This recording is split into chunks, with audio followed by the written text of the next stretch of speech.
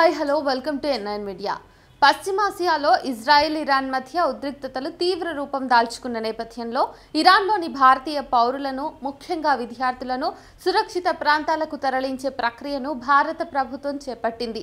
ఇరు దేశాల మధ్య వరుసగా మూడో రోజు కూడా క్షిపణుల దాడులు కొనసాగుతూ ఉండడంతో ఇరాన్లోని విశ్వవిద్యాలయాల్లో చదువుకుంటున్న తమ పిల్లల భద్రతపై తల్లిదండ్రులు తీవ్ర ఆందోళన వ్యక్తం చేస్తున్నారు. మమ్మల్ని కాపాడండి ప్లీజ్ అంటూ భారతీయ విద్యార్థులంతా విన్నవించుకుంటున్నారు.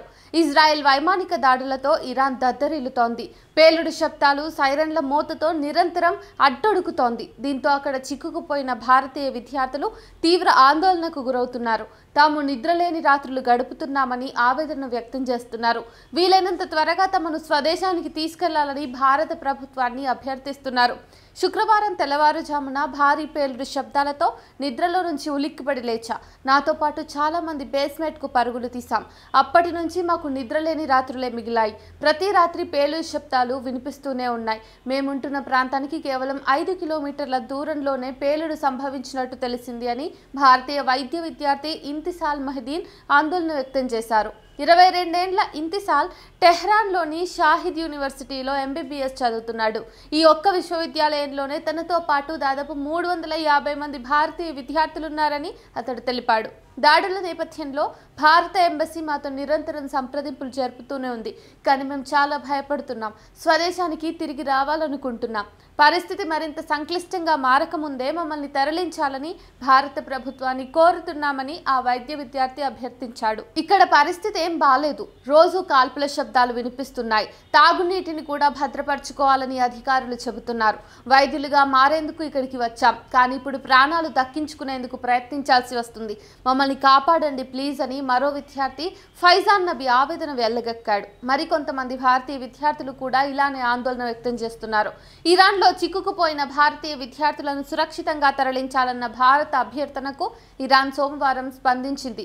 ఇరాన్ గగనతలం మూసివేయబడినప్పటికీ విద్యార్థులను సురక్షితంగా తరలించేందుకు వీలుగా అన్ని భూ సరిహద్దులు తెరుచుకున్నాయని తెలిపింది. ప్రస్తుత ఉద్రిక్త పరిస్థితులు, దేశంలోని విమానాశ్రయాల మూసివేయడంతో అనేక దేశాలు తమ దౌత్యవేత్తలను, పౌరులను సురక్షితంగా పంపాలన్న అభ్యర్థనను దృష్టిలో ఉంచుకుని అన్ని భూభాగాల సరిహద్దులు తెరిచి ఉన్నాయని తెలియజేస్తున్నామని విదేశాంగ శాఖ పేర్కొంది. దౌత్యవేత్తలు మరియు పౌరులను సురక్షితంగా తరలించేందుకు సహాయం అందిస్తామని తెలిపింది.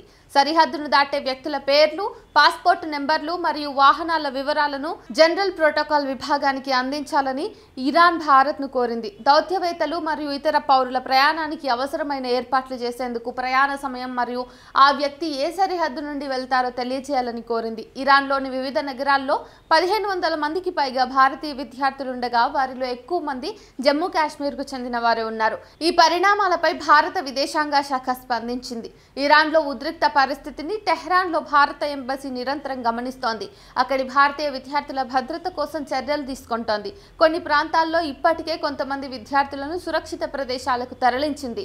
మిగతా వారి పరిస్థితిని కూడా ఎంబసీ అధికారులు పరిశీలిస్తున్నారు. కమ్యూనిటీ నాయకులతోనూ నిరంతరం సంప్రదింపులు జరుపుతున్నామని విదేశాంగ శాఖ ఓ ప్రకటన విడుదల చేసింది. పరిస్థితి మరింత తీవ్రంగా మారితే వారిని తరలించే అంశాన్ని కూడా పరిగణలోకి తీసుకున్నామని తెలిపింది. ఇరాన్ దాడులతో ఐరన్ డోమ్ బీటలు వారింది. ఇజ్రాయెల్ యొక్క ఐరన్ డోమ్ ప్రపంచంలో అత్యంత అధునాతన వైమానిక రక్షణ వ్యవస్థలలో ఒకటి.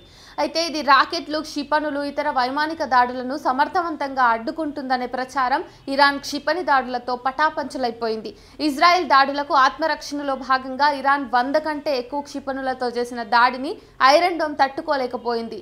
ఈ దాడులను పూర్తి స్థాయిలో అడ్డుకోలేకపోయిందని, ఇందులో సాంకేతిక లోపాలు, ఇంటర్సెప్టర్ మిసైళ్ల స్టాక్ తగ్గిపోవటం వంటి పలు లోపాలున్నాయని మీడియా కథనాలు తెలిపాయి.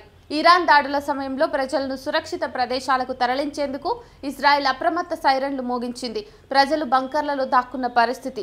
ఈ సంఘటనలు ఐరన్ డోమ్ యొక్క సామర్థ్యంపై అనుమానాలను రేకెత్తిస్తున్నాయి. కొందరు విశ్లేషకులు ఈ వ్యవస్థ అధిక సంఖ్యలో క్షిపణులను ఒకేసారి ఎదుర్కోవడంలో ఇబ్బందులు ఎదుర్కొంటోందని పేర్కొన్నారు.